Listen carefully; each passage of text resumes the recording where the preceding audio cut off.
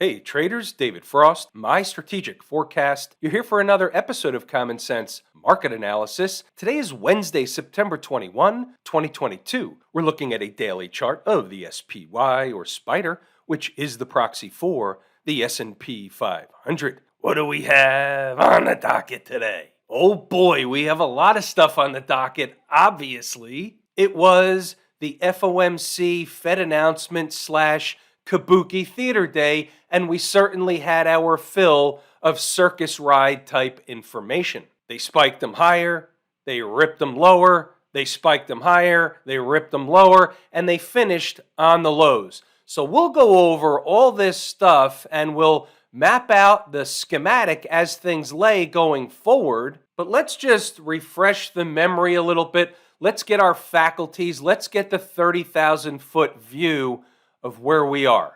The market's in a downtrend. That's the obvious. I don't mean to be Captain Obvious, but that's where we are. We're just stating the information. They broke the trend line, the neckline, the head and shoulders neckline, and they're scaling lower. The target, and this is important, get out your sticky notes. The target is a whole lot lower than we are now, but don't expect them, it's possible, but don't expect them to just open the trapdoor and scale down. What do I mean by that? Well, we have an important pivot coming up. So there's one thing that the market generally likes to do. It likes to make higher lows. At minimum, they like to make at least an attempt at a higher low.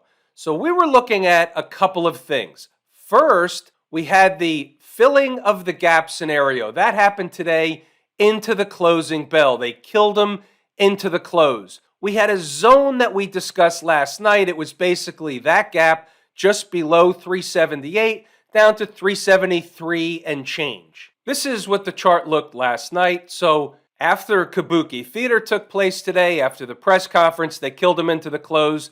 They closed the gap. They satisfied the gap. That is a breakout area, but that doesn't mean they have to immediately bounce off of it, although they can. Stay tuned. We have more stuff.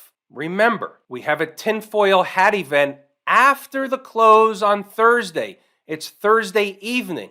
So let's just say, as we discuss all the time, sometimes they trade up into or down into these tinfoil hat events. So let's say they trade a little bit lower tomorrow, find some footing in that higher low scenario, so above 370, and try and bounce the tape on Friday or into next week. Now, there's no guarantee this is going to happen. This is one possible schematic. Inside the number members, we'll have numbers where we know whether this thing is actually a kill them into the end of the week or kill them into the end of the month or a turnaround operation in the midst. We'll have all that in the midst of our commentary and discussion all day on Thursday. Remember this chart from last night? And you have to say, when the FOMC announcement comes around, a la Kabuki Theater, it becomes like a content creator's Christmas. There's just an endless supply of stuff to look at as all the markets got all of a sudden volatile, whippy, both directions, all that kind of stuff. But when you look at the VIX, we talked about 31 and change last night. So what's interesting is the VIX only finished up 87 cents today, up 3%. But you can see what happened. They actually spiked it up right around the announcement and made a high of $30.18. When I looked over at the VIX, I thought we had a chance to get our 31, and I thought we were going to get the 378, the spike of, and all that stuff. And we got the price, but we never got the price in the VIX. What was interesting, when you look at the 5-minute chart, you can see the initial spike. This is right at that 2 o'clock time period. And then they actually froze the thing. I watched it for a while. It was frozen up there. It's almost like it was halted. Then they opened it back up and it dropped like a stone, and it finished around where it dropped like a stone to by the end of the day. So I find this interesting for a couple of reasons. A, they didn't get to my number 31. It leaves unfinished business. Put that on the sticky note. And number two, why did they collapse volatility today if things are so bad and they killed them into the close? Why didn't volatility spike up higher than it was after the Fed since the price of the index, if you will, the S&P, was actually lower into the close. Why wasn't the VIX higher? That's of note. It's a slight divergence. It's a puzzle piece, and it's on the table. I'm going to tell you what I think it is, but the only reason I think it's this is because I have another story to support this. This is called confirmation bias. I'm confirming my own bias of the situation of trading down into the tinfoil hat event at the end of tomorrow. What I'm saying is, even if we have lower price in the S&P, maybe the VIX is signaling something by not exploding higher. That's the point. Again, it's my own self-confirmation bias. I say this stuff tongue-in-cheek. What I'm giving you is real information. I'm making levity of the fact that I do have kind of a position on the other side of that conversation. So in a sense, I could be talking my book. Not really talking the book, but more of talking the schematic. Let's go over some stuff from inside the numbers. There's interesting stuff in here. You can learn stuff. Again, keep your sticky notes close by. It's hump/kabuki day. We should get the normal rush hour traffic, then go into float mode while we're, quote unquote, and these are air quotes, waiting on the Fed. Like yesterday, 384 is important.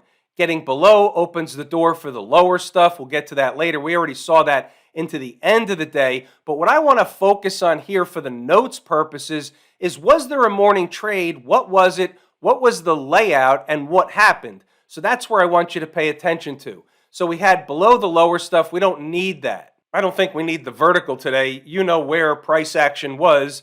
378 or 377.91 was our line. And so you know that that was, in fact, the target. When they're trading lower and they're heavy in the hand and they're scaling lower, they're bouncing around, but they're making lower lows, all that stuff, 378 was the target. You knew the target. Then we had the flip side. If they pop them all the way up to 393, which was our trend line, that's what would have happened on the other side of the 378. So they did the thing in the southbound lane, but had they released the same energy in the northern direction, what would they be doing? They would be snuggled up against 393 on close. Let's move along, see what else we have, then we'll circle back to stocks on the move. So 8:30, we see them start to melt up a little bit. So let's talk about what's above 386.12. Not much until they reach the likes of 387.70 to 388. We think better in pictures. Now we have the vertical, and guess what? 388 is the top line. That's where they spiked to. In fact, they even tried to get to 390, came up a little bit short, and then went all the way back down to the other side. It pays to know your numbers. Not always can you trade every number, but you need to know where the numbers are. You need to have an understanding of when the market is running somewhere, where is it running to? Let's move along, see what else we have. 905, you saw this coming. Above 386.12 on candle closes opens the door for another leg higher. Below just doesn't mean bearish, just means below. 385.15, give or take, is the area that would normally be tested by Mrs. Market if they stay under 386.12.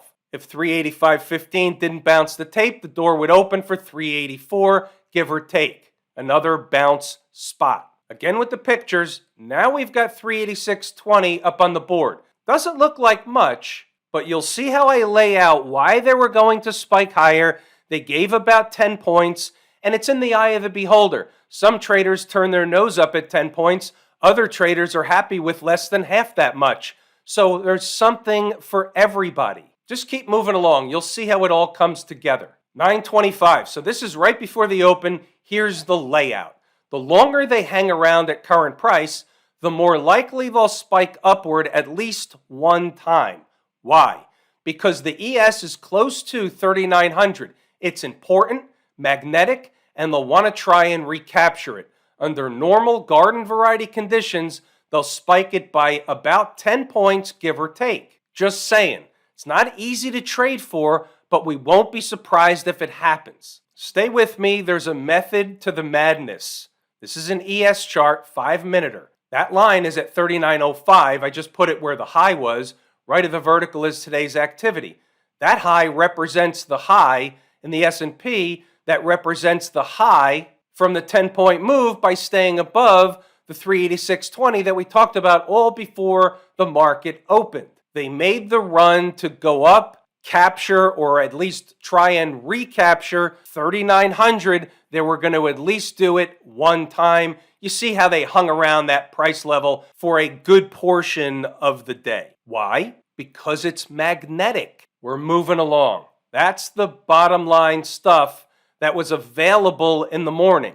After that, they went to sleep. So that was laid out. Some traders were able to take advantage of it. They take a little ride up. They're happy with that little scalp trade on the ride up over ES 3900, corresponding to the same stuff we talked about in the SPY. And what we'll do from here is pause the video, read the notes, go back to the chart to double check the work. All the numbers were laid out, the extremes, the short-term stuff, the where do they fall apart, the where do they have another leg higher. All that stuff is in here all day long. It's to your benefit to use to your advantage. Stocks on the move. It was rather quiet this morning, but we still had 4 potentials on the board. We're going to take a look at the chart of Cisco and United Airlines. So as you can see, Cisco did the deed after the Fed announcement, so nobody's taking trades with an hour and a half, 2 hours left in the afternoon on a trade that was supposed to be in the morning. But what you can see here is even when they did hit it on the Fed spike, the Kabuki spike, they bounced right off of it and did the deal anyway. Again, not that anybody was taking that trade. UAL, on the other hand, did the deal in the morning. Then they came back and did the deal in the afternoon at the same number. It pays to know your numbers. And, oh, by the way, the numbers work. What's going on over in Camp IWM? Look what they did today. They ran a test of the trend line and were, as I like to say, summarily rejected. Where should they be headed as a magnetic place on Thursday / maybe even into Friday? If they're selling them, it's 173, give or take. That is an area that should produce a bounce back in the other direction, at minimum, from an intraday perspective. What about the folks down at the transportation department? They made a new low into the close. What was interesting is they had a choice whether to close at a new low from the other day, and this low is 12,656 and change. Today's close, 12,650. I notice these type of things right away because I know, I'm fully aware of the fact that the market has a choice. There are no accidents or coincidences. Closing at a new low is not the same as running a test of a low and bouncing off of it and not closing at a new low. Notwithstanding the fact that they could do anything the next day, it just tells you something of face value on that day. Sometimes it's meaningful, other times it's not. I like all the information I can take in, and my schematic, my internal schematic, will decide what to discard and what to put on the table as a puzzle piece. What about the Q people? It's all the same market. They're all going down together. We know how that works. The question is, what's the next target for the Q people? How about 280.75? It's not an end-all be-all, but it happens to be an important number. You want the secret number, like the whisper number? 279.46. Write that down. Put it on a sticky note. All the markets are melting down together.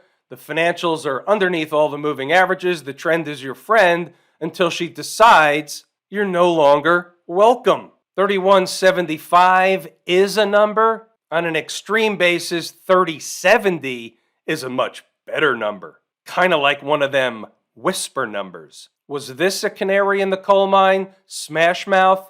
It wasn't able to bounce with the other stuff. It was hovering near the lows, making a bearish pattern, not really going anywhere. Didn't bounce with the rest of the markets to the same magnitude when they did bounce. And I'm just going back in time, not necessarily the last day or two. Just over time, it's been melting away. 197 should be a chip shot. The whisper number, 191.90. Intraday bounce kind of stuff. Have I told you how much I appreciate each and every one of you? Without you, these videos are not possible. That is true and accurate information. We're pulling the ripcord here today. I'm David Frost, my strategic forecast. Thanks again for tuning in to another episode of Common Sense Market Analysis.